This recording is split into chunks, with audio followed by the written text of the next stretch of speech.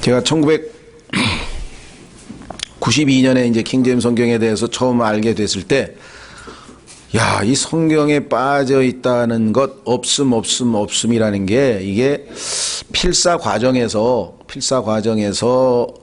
인간이 실수로 이렇게 빠뜨리거나 그런 것인 줄 알았는데, 교회사를 통해서 또 이 서적들을 통해서 쭉 확인해 보니까 이게 아주 고의적으로 의도적으로 성경 구절을 넣고 빼고 했다는 사실을 알게 돼서 너무나 큰 충격을 받았어요. 야, 그때부터 정말 그 사탄이라는 존재에 대해서 달리 보게 되더라고요. 야, 이건 뭐 성경에 보니까 그에게는 두려움이 없다. 아무것도 두려워하지 않는 무모한 존재라는 사실을 성경을 통해서 이제 알게 되었는데요. 예수 그리스도의, 그렇죠? 이름을 자기의 이름하고 맞바꿔서 하나님께서 자신을 지옥에 심판하는 이사야서 14장 12절 말씀을 하나님께서 자신의 아들 예수님을 심판해서 지옥에 던져버리는 구절로 바꿀 정도로 무모한 정도인데, 너무나 또 놀라운 사실은 주님의 몸된 교회에서 하나님의 자녀란 사람들이 그렇게까지 자신의 주님을 마귀가 이름을 뒤바꿔서 그런 정죄했다는 그 사실도 아무것도 모른 채 그렇게 엉망진창이 된 성경을 손에 들고 다니고 있다라는 사실 또한 거의 뭐 패닉이죠. 야, 이건 뭐 어떻게 이럴 수가 있지? 그 순간부터 이 사탄이라는 존재에 대해서, 야, 이거 보통 존재가 아니구나. 물론 그전에도 뭐 사탄에 대해서 우리가 경계를 안 한 바는 아니었지만, 이 간교하다라고 하는 그 창세기 3장의 그 단어가 아주 새삼 더 아주 많이 느껴졌습니다. 그 충격 한번 대단했고요. 그래서 그 뭘 어떻게 뜯어 고쳤는지, 그래야 사탄의 의도를 알 거 아니겠습니까? 그래서 참 부지런히 공부했던 기억이 나는데요. 또 그 중에 두 번째는 그 사탄이 성경에 보니까 부패의 원조입니다. 에스겔서 28장에 보면은 하나님께서 주신 지혜의 총체, 지혜를 다 더한 것이, 그죠?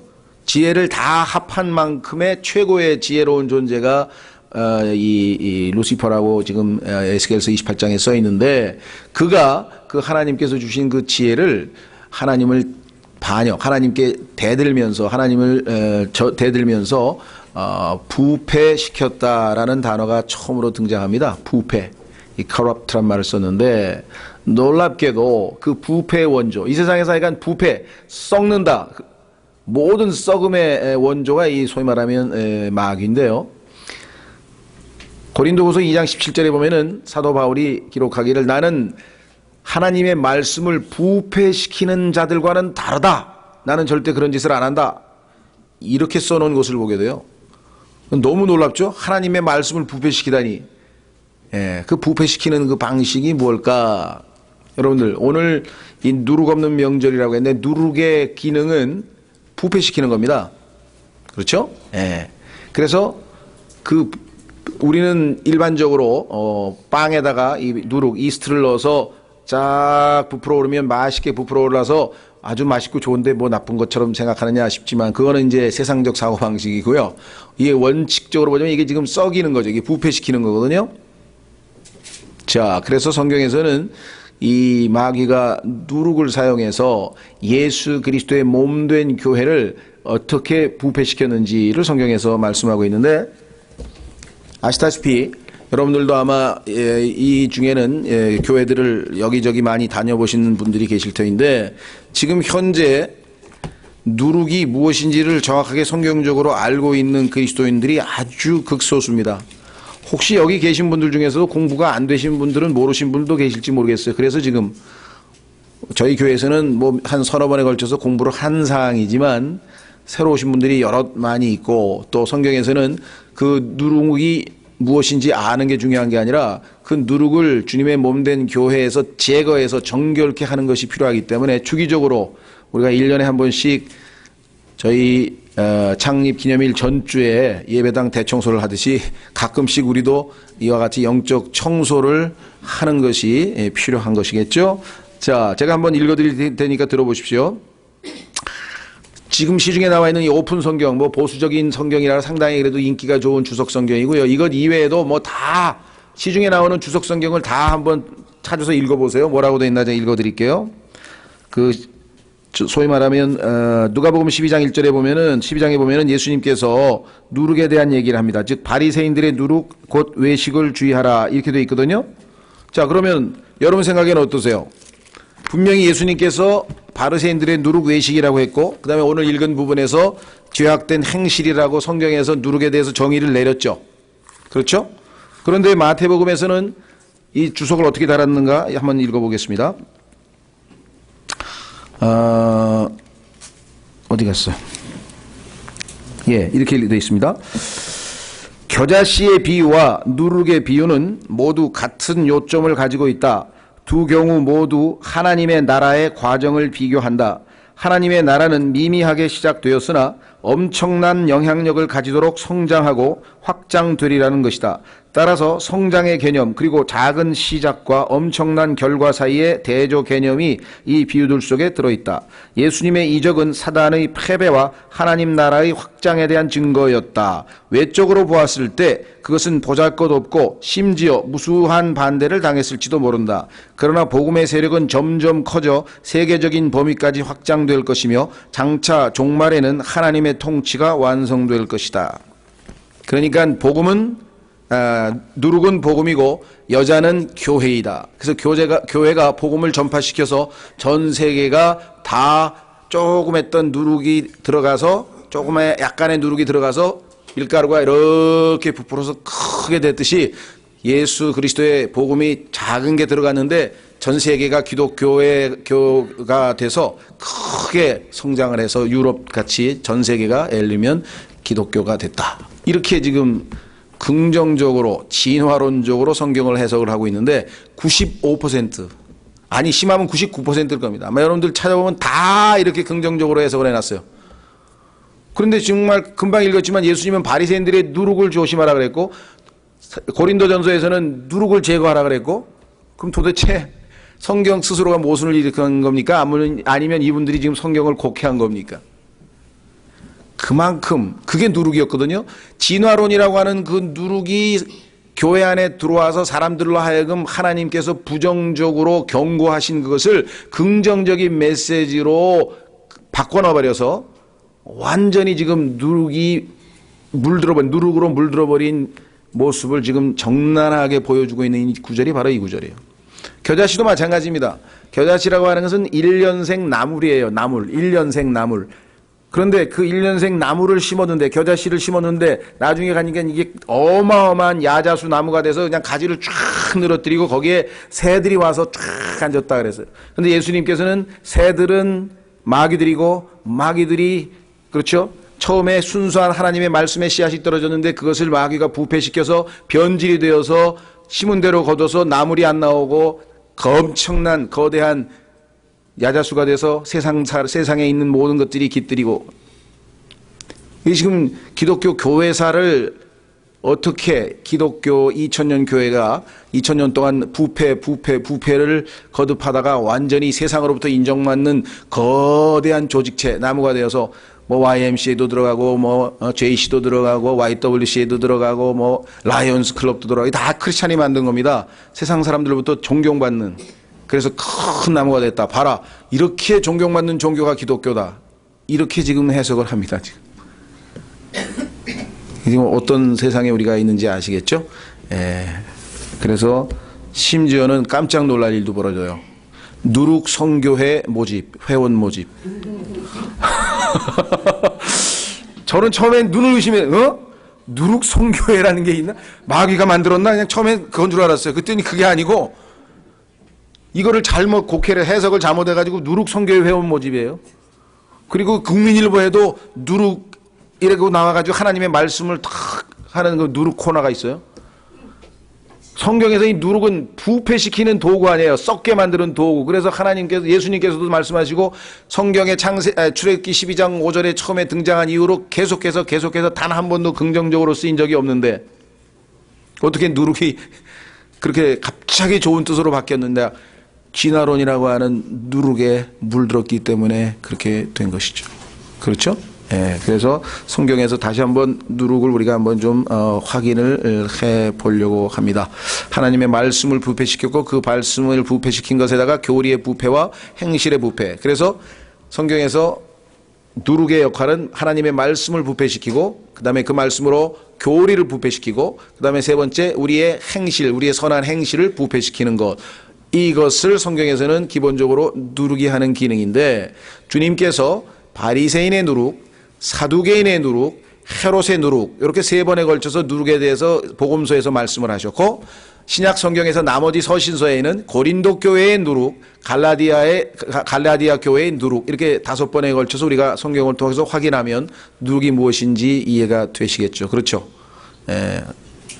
농담입니다만은 제발 누룩 선교회만은 가입하지 마시고 누룩 퇴치 선교회를 하나 만드세요. 누룩 퇴치 선교회.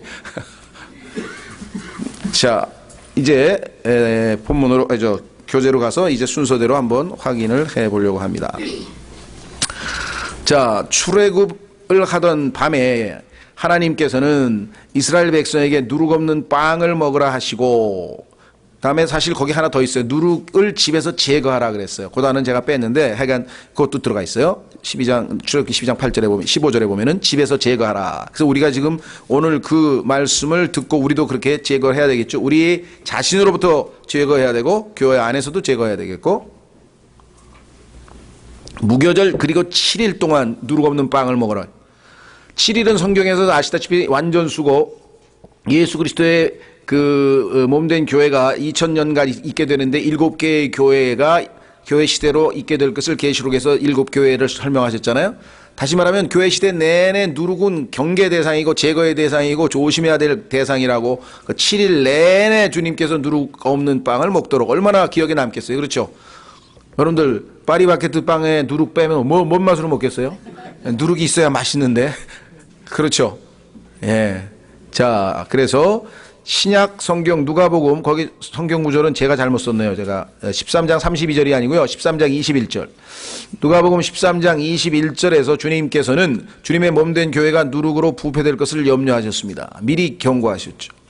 사탄이 거짓 종교를 동원해서 자, 여자는 성경에서 보니까요. 성경에서 아주 주목할 만한 여자가 여럿 있는데 그중에 특히 3명이에요. 첫째는 뭐냐면은 예루살렘을 성경에서 갈라디아에서 보면은 여자라 그랬거든요. 그 다음에 새 예루살렘, 하늘에 있는 새 예루살렘도 여자로 비유되어 있고, 그 다음에 지상에 있게 되는 주님의 몸된 교회. 그렇죠? 예. 그런데 그 주님의 몸된 교회인 그 신부를 흉내내서 큰 음녀 바빌론이라고 하는 또 이상한 여자가 하나 있어요. 근데 그 여자를 조심해야 된다. 그 여자가 이 누룩을 주님의 몸된 순수한 교회에다가 침투시키는 자인데, 그렇죠? 그러니까 얼마나 성경을 반대로 해석했습니까? 그렇죠? 누룩은 죄나 거짓 교리고 그것을 거짓된 종교 체제인 바벨론이 침투시키는데, 여자는 주님의 몸된 교회고 누룩은 복음입니다. 이 여자가 복음을 쫙 세상에 집어넣어가지고 샥 부풀게 해서 전 세계를 기독교화로 시키는 겁니다. 정반대로 해석을 했잖아요. 얼마만큼 우리가 지금 이 잘못된 시절에 살고 있는지, 이 시대의 전형적인 모습이 바로 이런 생각이죠. 처음부터 끝까지 다 진화론에 의해서 지금 물들어 있습니다. 자, 그래서 다시 돌아옵니다. 사탄이 거짓 종교를 동원해서 주님의 몸된 교회를 예표하는 가루 서말 속에, 가루 서말로 이제 반죽을 해가지고 빵이 되는 거죠. 그러면 주님의 몸된 교회를 성경에서 빵이라고 했는데, 그 빵 속에, 가루 서말 속에 계속해서 누룩을 집어넣고 부패시켜 온 것이 2000년 교회의 역사입니다. 이 누룩으로부터 교회를 지켜내는 것이야말로 라오디게아 교회 시대의 모든 교회들이 최우선 과제라고 하겠습니다. 그렇죠? 예, 집안에 좋은 가구, 좋은 거 들여놓기 전에 일단 청소부터 깨끗이 해야 되는데, 그렇죠? 예, 깨끗하게. 성경이 말씀하시는 누룩의 의미를 깨닫고 이에 정확히 대처하기를 바랍니다. 자, 그래서 복음서에서 예수님께서 말씀하신 3가지를 먼저 살펴보겠습니다. 첫째, 바리새인의 누룩이라는 표현이 나오네요. 누가복음 12장 1절. 예수님께서는 바리새인의 누룩이라는 용어를 썼는데, 구체적으로 그것은 무엇일까 봤더니 바리새인의 위선이야, 위선. 누가복음 12장 1절. 그동안에 무수한 사람들의 무리가 함께 모여 서로 밟힐 만큼 되었더라. 그때 그분께서 무엇보다 먼저 자기 제자들에게 말씀하시기 시작하여 이르시되, 자, 이렇게 얘기했네요. 너희는 바리새인들의 누룩. 그 다음에 뭐라고 주님이 해석을 했으니까 뭐 해석의 여지가 없죠. 곧 이렇게 얘기했잖아요. 곧 위선을 조심하라. 왜? 그 위선이 성경에서 위선이란 단어는요, 가면이란 뜻입니다. 가면. 옛날에는 가면을 쓰고 연극을 했잖아요. 배우가 그 자기 역할에 해당하는 가면을 쓰고 했죠. 우리도 보면 뭐 이조 시대에도 보면은 그 역할 자기에 해당하는 가면을 쓰고 연극하듯이 사실 자신의 속은 숨기고 겉으로 그럴싸하게 드러내게 하는 그런 가면, 우리는 이걸 외식이라고도 하죠. 외식하는 사람, 위선을 부린다 그랬는데요. 덮어준 것 중에서 드러나지 아니할 것이 없고 숨겨둔 것 중에서 알려지지 않을 것이 없으니. 그러니까 지금 위선을 떨고 가식을 부려봐야 주님 앞에 그리스도의 심판석에 가면 다 드러납니다. 그러니까 여기서 아주 이 가식 없이 누룩을 제거하고 하나님 앞에서 정직하게 행동하는 게 제일 좋겠죠. 그렇죠? 자, 그 앞으로 가겠습니다. 11장으로 가면 예수님께서 꾸짖는 내용이 나와요. 구체적으로 바리새인들이 저지른 위선이 뭐냐? 누가복음 11장 37절. 37절서부터 주님께서 이제 바리새인들을 꾸짖기 시작하면서 그들의 위선적인 행동을 요즘으로 치면, 요즘 용어를 써도 되는지 잘 모르겠어요. 저는 그게 잘하는지 안 하는지는 잘 모르겠는데 하여간 여러분들에게 주의를 환기시키기 위한 목적으로 돌직구를 날리시는 거예요, 이제. 죄송합니다. 그런 표현을 쓴다고 요즘에, 그죠? 직격탄. 옛날에는 직격탄이라 하는데 요즘에는 돌직구라 그래서 잘 못 알아들으실 것 같아서 하여간 젊은 분들도 아주 그냥 있는 그 앞에서 아주 직접적인 화법으로 사용하시는 거죠. 37절. 그래서 어떤 분들은 우리도 그래야 된다 그러는데 저는 잘 모르겠어요. 그거는 아닌 것 같아, 제가 볼 때는. 하여간 그건 나중 우리 토론할 문제고. 37절. 그분께서 말씀하실 때 어떤 바리새인이 자기와 함께 식사할 것을 그분께 간청하므로 그분께서 들어가서 그분 음식 앞에 앉으셨는데, 근데 바리새인이 어떤 식으로 했나 보세요. 그분께서 식사 전에 먼저 씻지 아니하시는 것을 그 바리새인이 보고 이상히 여기니라. 그랬더니 어떤 분들이 예수님은 위생관념이 없으셨군요, 이런 분들하고, 이제 어린애들 중에는 엄마 손 안 씻고 먹는 게 좋대, 예수님도 그러셨대, 또 이런 애들도 있어요. 여기서는 그 교훈을 가르치는 게 아니고요, 문맥에 맞게 해석을 하셔야지. 자, 뱀같이 지어오라 그러니까 여러분이 뱀에 대해서, 우리 보고 뱀이 되라는 소리는 아니잖아요, 그죠? 뱀이 가지고 있는 특징 중에 하나인 상황 판단을 빨리 해서 싹 피할 때 잘 도망가는 그런 것을 우리도 배워야 된다는 뜻이지, 우리 보고 뱀 되라는 소리는 아니겠죠. 자, 그 다음에 39절. 주께서 그에게 이르시되 이제 너희 바리새인들에게 그들의 위선을 폭로하고 교훈을 주시기 위해서 의도적으로 손을 안 씻은 거예요. 왜? 너희는 지금 손 씻고 안 씻고 이것이 사람을 더럽히는 것처럼 착각하고 있는데 아니다 이거죠. 왜? 잔과 대접의 겉은 깨끗하게 하지만 너희 속은 탐욕과 사악함으로 가득하도다. 지금 예수님께서 지금 거의 그 뭐라 그러나요? 1인 극을 통해서 오디오 비주얼 교육을 시키시는 거예요. 일부러 손 안 씻는 걸 보고 틀림없이 바리새인들은 뭐야? 손 안 씻고 먹는 놈들이 인간이야 하고 이제 이런 놈들이거든, 사실 속으로.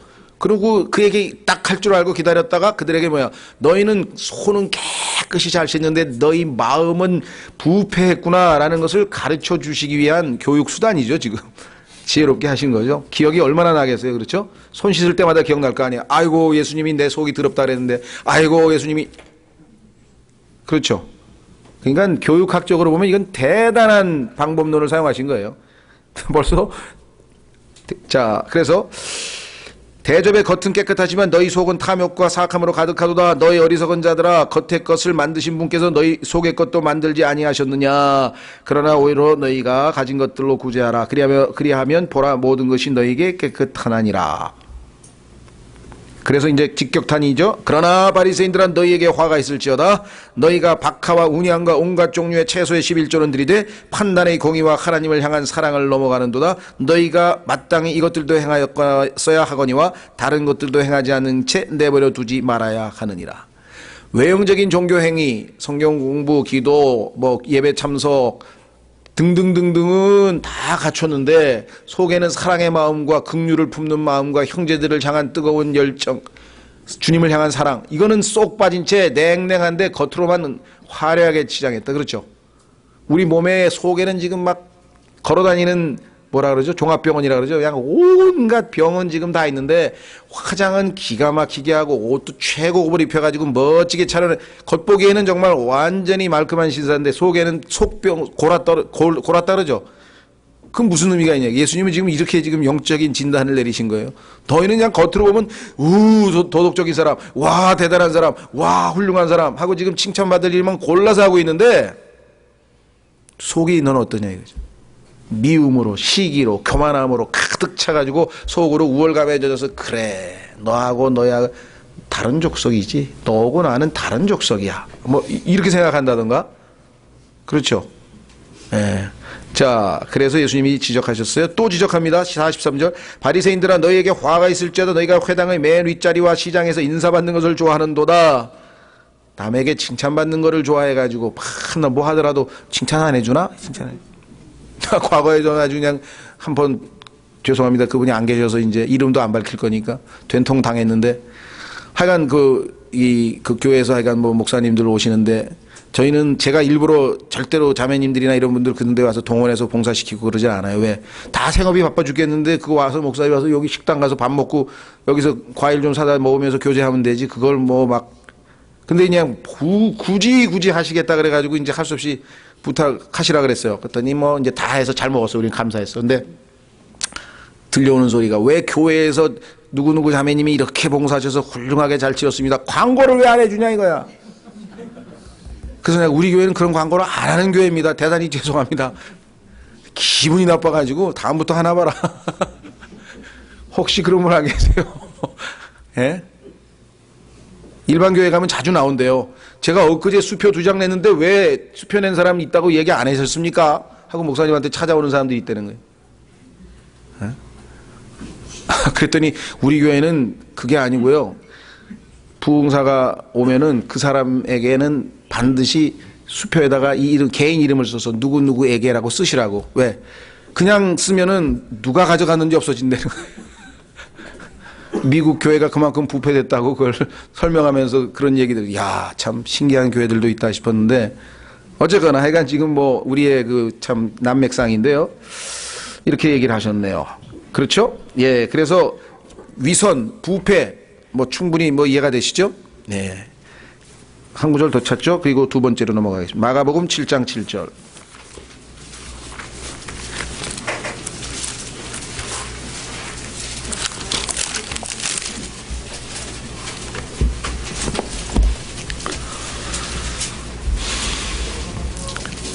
바리새인들의 또 다른 위선은 뭐냐? 여기 나오면은요. 하나님의 말씀에 더하는 거예요. 이게 뭐냐? 7절. 7장 7절 나오죠? 예, 여기 손 씻는 문제가 나왔어요. 그래서 손 씻는 문제에 대해서 이제 대화를 나누다가 7장 7절. 그러나 그들은 바리새인들입니다. 사람들의 명령들을 교리로 가르치면 내게 헛되이 경배하는도다 함과 같으니라. 너희가 하나님의 명령을 버리고 단지나 잔을 씻는 것과 같은 사람들의 전통을 지키며 또 그와 같은 다른 많은 일들을 행하느니라. 또 그분께서 그들에게 이르시되 너희가 너희 전통을 지키려고 하나님의 명령을 철저히 저버리는도다. 자, 여기서 그 유명한 고르반이라고 하는 거 아시죠? 예, 헌금 사건. 예.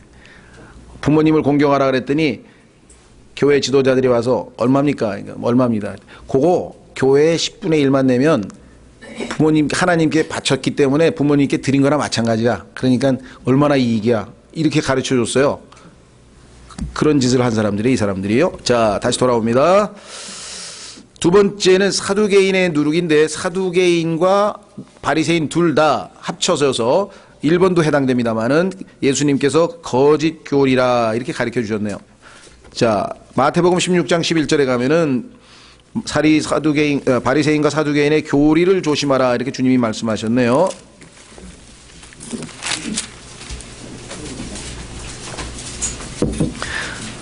마태복음 16장 11절.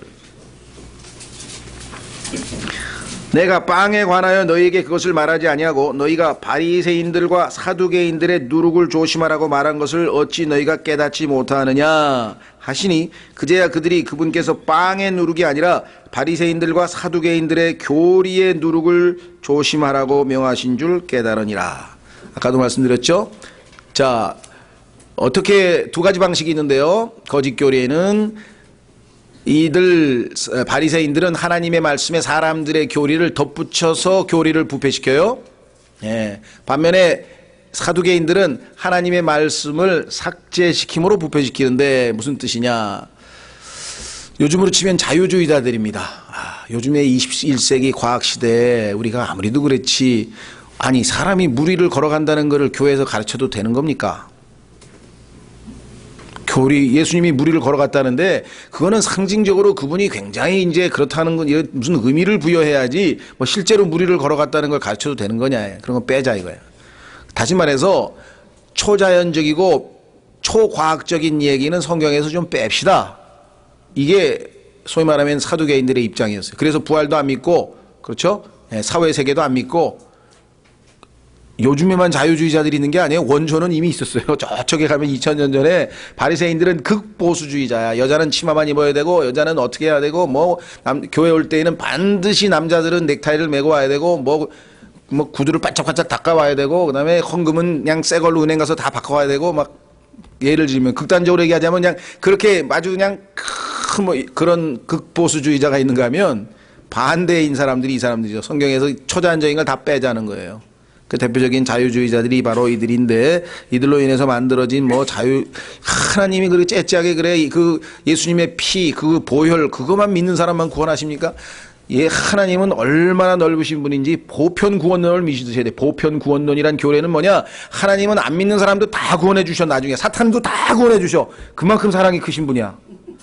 그럼 그냥 우리는 여기서 안 모여요. 저기 그냥 어디지 장충 체육관이나 올림픽 체육관 같은 데 모여가지고 그냥 와 아멘 아멘 아멘 그렇죠. 예, 그게 오리겐의 보편 구원론이에요. 예, 그거를 믿는 사람들이 소위 말하면 이 통일교 사람들이에요. 다 구원하신다는 거야. 째째하게 또 나한테 그러더라고. 왜 이렇게 째째한 하나님을 믿으세요? 뭐가 째째해요? 아니 꼭 예수님의 보배로운 피를 믿어야 그 사람들만 구원해 주신다고? 하나님은 그 정도 마음이 훨씬 더 크시대. 그리고 하나님이 치사하게 인간을 이렇게 벌 주시려고 지옥을 만들어? 그런 하나님은 잘못 배우신 거래. 그러니까 성경에 없는 하나님을 만들어내고 성경을 안에 넣는 사람이 바리새인, 빼는 사람들이 사두개인들. 이해가 되시죠? 그래서 적어도 저희가 하여간 이 교리에 관한 한 올바른 성경으로 올바른 교리를 최대한으로 하여간 가리켜서 교리적 누룩은 지금 웬만한 거는 다 이렇게 제거해 냈는데 아직 이제 공부가 충분히 안 되신 분들은 하여간 저희 교회에서 나온 책들 한 60여 권인데요. 부지런히 읽으셔서 하여간 교리적 누룩을 제거를 다 하셔야 돼요. 예? 여러분들도 하여간 뭐 책도 있고 그러니까 어제도 밤에 누가 문자 이제 카톡을 보냈는데 저 뉴질랜드인가 아니 호주인가에서 사람이 죽으면 혼은 하늘로 가는 걸 영은 하늘로 간다고 알겠는데 그러면 그리스도인들의 혼은 어디로 가는지 정확하게 제가 지금 잊어먹었는데요. 답답해서 밤에 죄송한데 꼭 묻고 싶어요. 우리의 혼은 당연히 우리도 셋째 하늘에 있는 낙원으로 올라갑니다. 고린도후서 12장 앞부분을 잘 읽어보세요. 아유, 감사합니다. 그죠? 하여간, 교리는 최대한으로 정확하게 빨리 배워서 성경에 어긋나는 교리들은 잘 제거를 빨리빨리 하셔야 될 필요가 있습니다. 그래서 부지런히 일단 열심히 공부하시면 좋겠고요. 세 번째 누룩은 뭐냐? 이 누룩은요. 헤롯의 누룩이라고 주님께서 말씀하셨는데 이거는 세속주의라고 보통 세상적 가치관이라고 하는데 마가복음 8장 14절에 가보십시오. 헤롯이라고 하는 사람은 이 사람을 군주로 모시면 아주 세상에서는 출세를 할 수 있어요. 네. 이런 사람을 군주로 모시면 세상에서는 출세를 잘 할 수가 있습니다.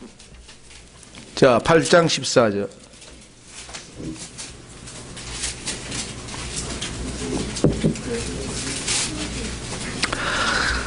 이제 제자들이 빵 가져오는 것을 잊었으므로 배는 그들에게 빵이 한 개밖에 없더라. 그분께서 그들에게 명하여 이르시되 바리새인들의 누룩과 바리새인들의 누룩은 지금 우리 살펴봤습니다. 그 다음에 뭐라 했습니까?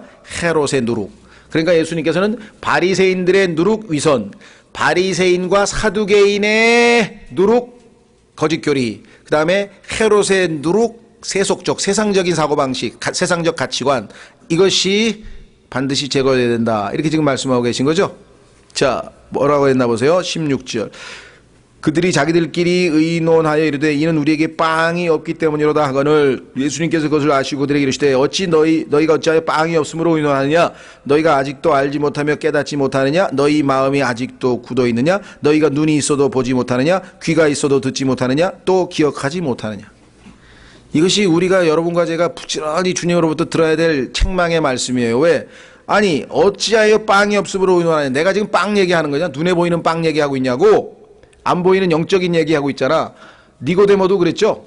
아니 다시 태어나라니. 나 지금 나이가 몇 살인데 엄마 뱃속에 또 들어가란 말이에요? 이런 사람이 있어요. 근데 그 사람이 당대 최고의 율법학자야. 최고 지성이냐 유대인의. 근데 예수님께서 뭐라고 얘기했습니까? 그 엄마 뱃속으로 들어가는 거 말고 그거는 물에서 나는 거고 엄마 뱃속에서 난 건 육에서 난 것은 육이고 내가 얘기하는 거는 성령에서 나는 너의 영에 관한 것인데 영적 출생에 관한 것인데 그것은 하나님의 그죠?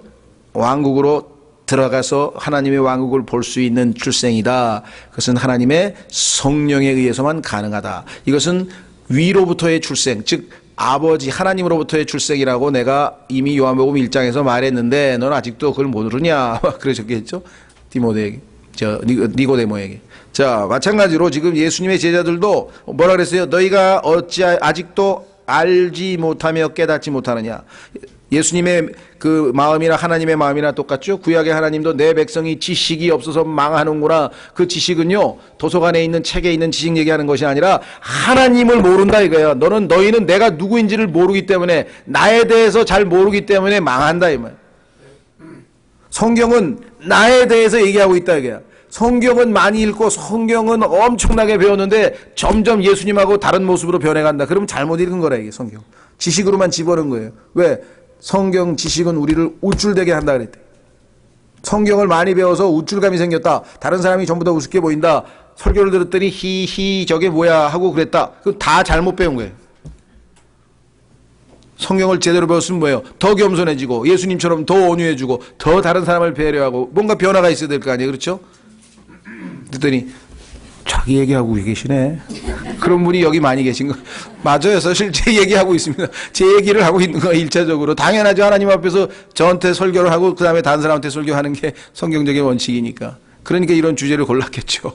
자, 그래서 여기 보시면 마가복음 주님께서 헤롯의 누룩이라 그랬는데 헤롯이라는 사람은 여러분 아시죠? 어떤 사람이었습니까? 가만히 보니까 이게 침례인 요한이라는 사람이 이게 보통 사람이 아니야. 그렇죠? 그래가지고 침례인 요한인데 침례인 요한이 자기가 존경하는 사람인데 그 사람이 자기를 얼마나 강력하게 비판했느냐. 너 동생 부인을 갈취를 해가지고 어떻게? 그 동생 부인을 빼앗았어요. 그렇죠? 근데 그 동생 부인 헤로디아는 아니 그게 요즘 트렌드 아니야? 그 저기 맨체스터 유나이티드의 그 긱스 못 봤어? 동생 부인하고 스캔들을 일으켰는데 아직도 스타 선수인데 그래서 요즘 잘 모르시는 것 같아. 그때도 그랬나 봐요. 그러니까 그래가지고 아니 그게 뭐가 문제가 돼? 서로 사랑을 했다는데 이게 세상적 사고방식이에요. 그렇죠? 예, 저도 예수님 믿기 전에는요 닥터 집하고 그냥 감명 깊게 봤어요. 저렇게 숭고한 사랑이 나중에 보니까 간음이야. 그게 성경에 보니까 이렇게 물들어 있다니. 이건 세상적으로 구원 못 받았으니까. 근데 구원받은 그리스도인들 중에서도 그런 사람이 있다 이거예요. 이게 문제라는 거죠. 그렇게 숭고한 사랑을 그렇게 모멸차게 비판할 수 있습니까? 내가 비판하나요? 성경에서 하나님께서 간음이라 그러지 내가 간음. 나도 속으로는 멋있긴 멋있다. 선남선녀가 정말 성경에서 말씀하신 얘기를 하고 있잖아요. 그렇죠? 예, 이렇게 성경과는 반대로 교회 와서 1시간 동안은 성경을 얘기를 들어. 왜? 이것도 교양에 도움이 되니까.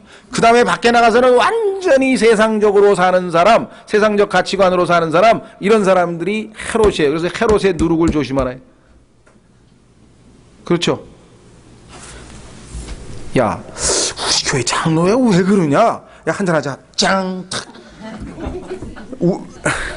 나는 사실 맥주 먹으러 간 게 아니라 갑자기 이제 치킨 좀 먹고 싶다 그래가지고 가보니까 다 문을 닫았어요. 12시에. 그러니까 치킨을 먹으려면 호프집으로 들어가야 돼. 그래가지고 친구들하고 나하고 밤에 몇 년 전인지도 잘 모르겠어. 호프집에서 치킨을 한 마리 시켜가지고 먹었는데 갑자기 옆에 있던 사람이 보니까 장로 얘기를 하면서 뭐 짠 해서 보니까 야, 김집사 너 네 말 그 강장로 그게 장로냐? 하면서 막 그것도 그냥 목소리가 커가지고 막 다 들려 그냥. 아유 이걸 그러니까 뭐 세상적 관점으로 왔을 때 지들 이익만 챙기고 막 이제 이런 막 온갖 비판이 나왔어요. 그러니까 야 이거 정말 여기까지 하나님께서 이걸 보게 하시려고 우리 오늘 보냈나? 정말 야 이거 갇혀서 열심히 기도해야 되겠구나. 그것 이외에도 뭐 세상적 가치가 한두 개 있어요? 그렇죠. 그래가지고 결국은 뭐예요? 자기가 존경한다고 하는 하나님의 사람 침례인 요한의 헤로디아가 목을 베서 달라 그러니까 야 두려운 일인 줄 알고 하나님의 뜻에 어긋나는 인 줄 알지만 자기가 사람들에게 체면을 지키기 위해서는 어쩔 수 없다 이게야. 그래서 그렇게 과감하게 죽였잖아요. 그렇죠? 그러니까 세상의 가치관이 하나님의 말씀보다 우선시될 때, 그렇죠? 그것은 이미 헤롯의 누룩이 우리에게 침투해 있는 겁니다. 그런데 그 침투가 됐는지 안 됐는지도 사실은 모르고 살아요, 우리가. 저도 보면 어느 날 보면은 엄청나게 세상적인 사고방식을 자주 할 때가 있어요. 그래서 말씀 보다가, 찔끔하죠. 왜? 이 말씀이 나를 이제 거울이라 그랬잖아요. 말씀의 거울을 통해서 보니까 나의 세상적 사고방식이라 이런 게 그냥 다 드러나잖아요. 그렇죠? 예, 그래서 하나님께서는 항상 말씀의 거울, 야고보서 1장에 보면 들여다보고 늘 하나님의 말씀이 나를 판단한다 그랬죠? 예, 아주 날카로운 검같이. 그리고 등불이라 그랬잖아요. 하나님의 말씀이 등불처럼 우리를 쫙 비춰서 우리에게 속에 어디에 누룩이 숨겨져 있는지 이것들을 다 제거하는 일이 여러분과 제가 한평생 주님 앞에서 해야 될 중요한 과제입니다. 세속주의라고 하죠. 세속주의. 세상 정권에, 세상에 대해서 타협하고 담합하고 세상으로부터 뭔가 이익을 얻으려고 하는 이런 사고방식, 이런 가치관. 그러면 세상에서 어떻게 살아가요? 그러니까 하나님을 신뢰하고 사는 수밖에 없어요. 손해를 각오하고. 하나님께 손해를 각오하는데 하나님께서는 결코 손해만 보게 하시는 분은 또 아니에요. 여기에 이제 믿음이라고 필요한 것이죠. 하나님에 대한 신뢰가 필요하죠. 들의 백합화를 바라야, 날아다니는 새를 바라면 아무것도 안 해도 다 입히시고 먹이시는데 왜 입을 것 먹을 것을 걱정하느냐 하고 주님께서 말씀하셨잖아요. 그리고 새를 한두 마리 날려보내셨나? 새들이 그냥 엊그제 그 뭡니까 우리 서강대교를 아침에 건너오는데 그냥 새들이 계속 만 신근이 엄마 사진 찍는다고 그냥 왜 갑자기 한강에 새가 나오냐고 막. 하나님께서 새를 왜 보내겠어요? 다 쟤들도 일 안 해도 다 먹여주고 입혀주는데 넌 뭔 걱정이냐? 걱정하지 말라는 거잖아요. 보라 그랬잖아요. 백합화를 보고. 그런 걸 볼 때마다 우리가 하나님 말씀을 떠올려, 아 그렇지, 내가 근심 걱정, 그래 내가 손해 보더라도 치사하게 하나님 방식 아닌 방식으로는 내가 과거도 저한테, 이건 뭐 제 자랑이 아닙니다. 아시다시피 전 자랑 잘 안 하는데 얘가 없네요. 제가 아는 얘가 없어요. 그 학교 이제 그 뭐라 그럴까요? 신문에 교수 공채가 나가지고 이력서하고 이제 자료를 다 만들어가지고 과외 교수가 이제 좋은 기회니까 좀 내시면 좋겠다고. 그래서 이제 저도 뭐 기회가 됐으니까 뭐 내는 거야 못 내겠습니까? 떨어지고 붙고는 나중 문제고. 그랬더니 이제 김 선생 역시 크리스찬이어서 하나님이 도와주시나 봐. 아, 왜요? 그랬더니 야 우리 대학의 그 교무처장이 김 선생 선배더라고. 이건 야 주소하고 전화번호 줄 테니까 인사를 가. 그 여러분 어떠세요? 야 하나님이 도와주시는구나. 그런 생각이 전혀 안 들더라고요. 야 마귀가 또 잽싸게 들러붙었네. 그래서 저는요 그 학교에서 제가 이렇게 부족하지만 그래도 필요하기 때문에 저를 쓰시겠다 그러면 제가 기꺼이 가서 하지만 나중에 이제 제가 되면 인사 가고요. 그 선배가 계시니까 인사가는 건 나중이지만 괜찮습니다. 했더니 벌써 입을 실룩. 그래, 너 혼자 신앙생활 잘한다. 아이고, 정말 독하네. 여자 교수님이 저한테 아주 막 돌직구, 그게 돌직구지, 그죠? 딱 얻어맞았어. 그랬더니 이번엔 또 이거는 누군지 출처를 안 밝히겠습니다. 네, 하여간 저희 처갓집에 작은 아버지가 계세요. 그러니까 저희 장인의 동생. 근데 그분이 장로로 계신데 그 교회의 장로야 또 총무처장이. 야, 이것도 하나님이 도와주시는가 보다. 그래서 제가 그거 나중에 기회가 되면 또 되고 나서 인사 가는 거는 뭐 제가 여기에 들어왔습니다 하는데 제가 그 얘기했어요. 내가 만약에 이 두 분의 도움을 받아서 둘 중에 하나든 자기가 어떻게 도움을 받아서 만약에 교수가 되면 평생토록 하나님께서 나를 교수를 시켜줬다고 자랑하고 다니겠냐. 언니 이 얘기를 그래서 내가 하나님만이 나를 도우셨다고 자랑하려면 이거는 배제시켜야 돼. 끼면 안 돼, 불순물이. 그래서 되게 하시는 분도 하나님이시고 안 되게 하시는 분도 하나님이시고. 그 다음에는 하여간 또 하나님이 너무나 이상하게 기적과 같은 방법을 통해서 이렇게 하여간 되게 해주셨는데 그 얘기는 저 기회 있으면 나중에 하고요. 그때 제가 너무너무 감사했어요. 아, 그래도 내가 믿음을 하나님 앞에서 지켰구나. 그죠? 전적으로 어딜 가든지 저는 이래서 저보다 자격이 훨씬 뛰어난 사람들이 이렇게 많이 있었는데 하나님께서 이렇게 실력이 안 되는 사람을 이렇게 시켜주셨습니다. 이렇게 자랑을 할 수가 있었는데요. 자, 그 얘기 뭐 넘어가고요. 마지막, 두 개. 주님께서 말씀하시는 그 내용이 실제적으로 어떤 교회에서 어떻게 발휘되느냐. 주님이 예견하신 대로, 주님께서 미리 예언하신 대로 드디어 고린도 교회에서 누룩이 하나 발생했는데 그것은 뭐냐? 행실로 발생했어요. 그러니까 누룩이라고 하는 것은 죄악된 거짓 교리, 거짓 행실인데 거짓 행실은 고린도 교회에서 드러났고 거짓 교리는 갈라디아 교회에서 드러났어요. 그래서 두 가지 교회가 샘플로 여기 나와 있는 거예요. 자, 우리 첫 번째 오늘 읽었던 본문입니다. 고린도 교회에 있었던 그 죄악된 모습은 좀 상상을 초월하는 그런 죄악된 모습이었죠. 그런데요, 왜 그러냐? 고린도라고 하는 도시 자체가 당시에 최대 상업도시인데 항구도시예요. 그러면 항구에다 상업도시면 뭐가 있겠습니까? 뱃사람이 흔들락날락거리는 거예요. 그럼 뱃사람들은 막 가서 막 60일, 50일 막 조업해가지고 나와서 이제 막 술 진창 먹고 그냥 막 한 일주일 이제 실컷 좀 스트레스 풀다가 또 이제 배 타고 또 나가고 그러니까 거기는 그냥 막 홍등가부터 유흥이 그냥 완전히 지배하는 그런 데가 바로 이 항구도시예요. 그래서 전 세계 어디를 가도 약간 항구도시는 두 가지 그런 도덕적인 타락과 아울러 그 다음에 뭐야? 물이 있잖아, 물. 마귀들이 물들을 좋아한다고 또 성경에 써 있다 이 말이에요.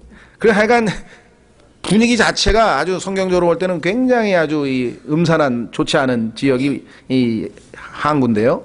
특징이 좀 그렇다 이거죠. 자, 그래서 지금 고린도 교회 이렇게 돼 있습니다. 여기 보니까 6절에 너희가 자랑하는 것이 선하지 아니하도다. 뭘 자랑했는 거 아니요? 그들이 부도덕하게 막 행동해도 다 교회에서 용납해버렸어요. 이유는 있겠죠. 뭐 과거에 우리도 그렇게 살았는데 왜? 고린도 교회의 그냥 삶의 풍조가 그거야. 그러니까 우리도 과거에 그렇게 살았는데 뭐 구원받고 나서 좀 한두 번 실수했다고 뭐 그걸 꼭 그렇게 또 막 교회에서 쫓아내고 또 그래야 되냐. 근데 주님께서는 과거는 묻지 않아요. 그리스도인이 되기 전에. 그러나 그리스도인이 된 이후에 만약에 그와 같은 동일한 죄를 졌을 때는 반드시 교회가 정결하게 그걸 다 썩어버려 그냥. 한두 사람으로 말하면 교회 전체가 다 부패된다. 그래서 반드시 죄를 묻고 회개하면 받아들이되 회개치 않으면 쫓아내라고 지금 돼 있는데 그거를 안 하고 다 용납을 해가지고 주님께서 지금 고린도 교회를 향해서 바울을 통해서 강력하게 말씀하시는 거죠. 얼마나 강력한가 보세요. 너희가 자랑하는 것이 선하지 아니하노라. 적은 누룩이 온 덩어리를 뜨게 하는 것을 너희가 알면 한두 명이라고 용서해줘봐야 작은 것이 결국은 큰일 벌어진다. 그러므로 너희는 누룩 없는 자들인즉 새 덩어리가 되기 위하여 묵은 누룩을 제거하라. 우리의 유월절 어린 양 곧 그리스도께서 우리를 위하여 희생물이 되셨느니라. 우리의 누룩들을 보배로운 피로 싹 씻겨서 정결케 해주셨는데 그 누룩을 또 용납하느냐? 그러므로 8절 우리가 그 명절을 지키되 묵은 누룩으로, 묵은 누룩 옛사람이죠. 우리의 옛사람 아니고 우리는 새 사람이야. 새로운 창조물이야. 악의와 사악함으로 누르고도 말며 그리스도인이 됐으면 옛 행실, 이 죄악된 행실, 이것을 the wicked works, 악한 일들은 다 버려야죠. 그 다음에 순수함과 진실함에 누룩 없는 빵으로 하자. 우리의 행실이 하나님 앞에서 순수함과 진실된 행실로 항상 드려져야 될 터인데 성령으로 인도함을 받아서 성령께서 우리를 통해서 일하심으로 이렇게 돼야 될 텐데 우리의 악한 행실, 거짓된 행실, 또 부도덕한 행실, 이러한 모든 것에 대해서 제거하라. 이게 주님의 명령이죠. 자, 그래서 행실에 있어서의 누룩. 자, 그 다음에 이번엔 교리에 있어서의 누룩은 뭐냐? 마지막 갈라디아 교회입니다. 오늘날도 이 갈라디아 교회는요, 구분해내기가 어려워요. 구분해내기가 어려울 뿐만 아니라 아주 미묘해서 이 갈라디아 주의를 칭찬하는 사람이 교회 안에도 굉장히 많습니다.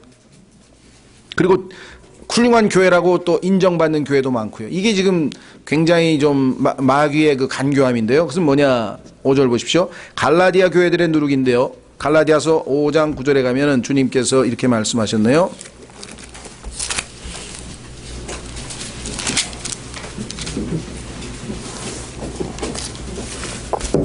갈라디아서 5장 9절. 작은 누룩 하나가 온 덩어리를 뜨게 하느니라. 작은 누룩 하나가. 그 작은 누룩 하나가 뭐냐? 예수 그리스도를 믿고 구원을 받았습니다. 은혜로, 믿음으로. 그런데 자, 이제 우리가 은혜로 믿음으로 구원을 받았으니 지금부터 최선을 다해서 이제 세상적으로 살아서는 안 되지 않냐, 우리가 이제 옛날처럼. 그렇게 막 살면 안 되죠. 그럼 어떻게 돼요? 율법을 열심히 지키자 이거야.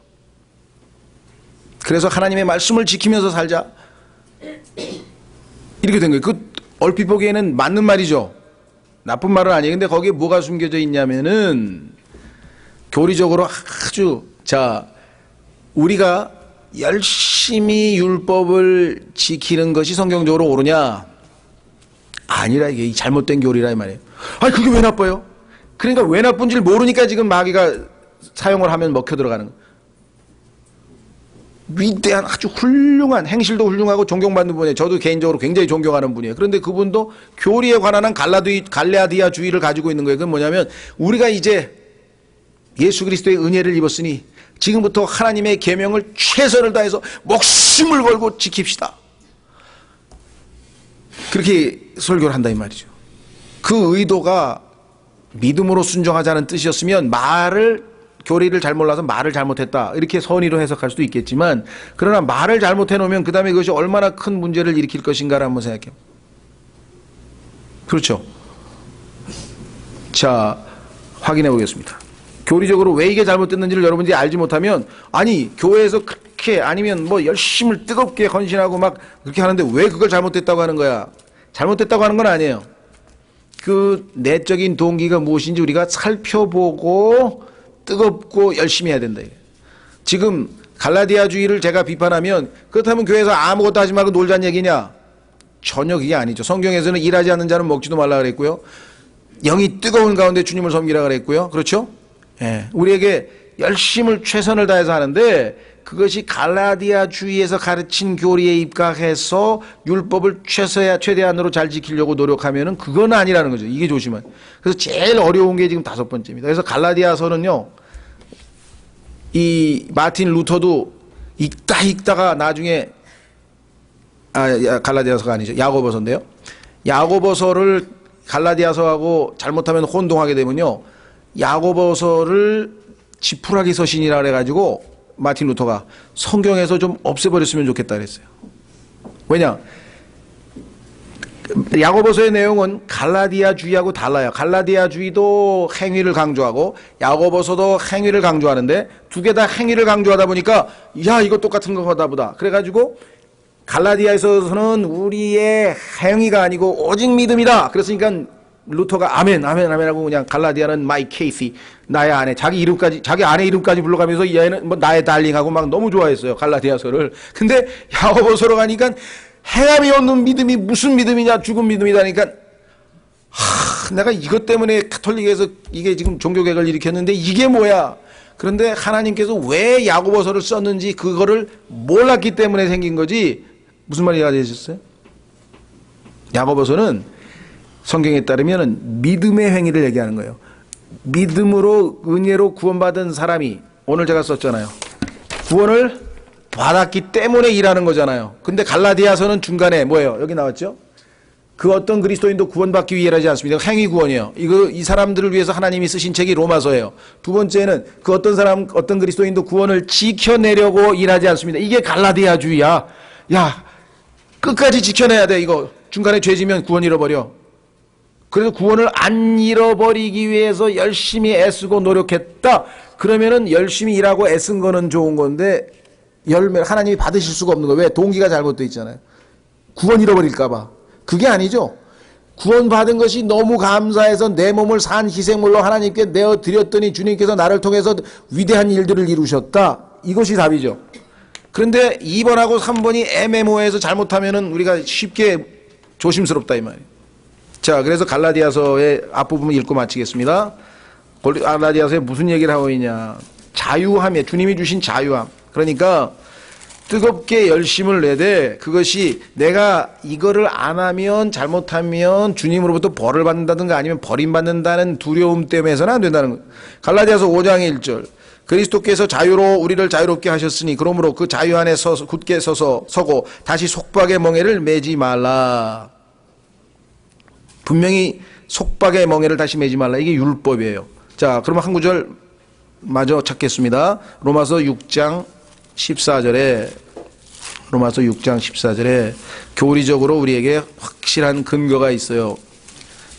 여러분과 저는 율법이 여러분에게 하라 하지 마라 하라 하지 마라 하라 하지 마라 할 때에는 항상 뭐예요?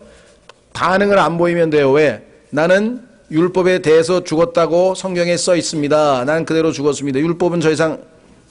자, 로마서 6장 14절에 뭐라고 써 있나 한번 정확하게 읽어보십시오. 너희가 율법 아래 있습니까 없습니까? 율법 아래 있지 아니하고 은혜 아래 있으므로.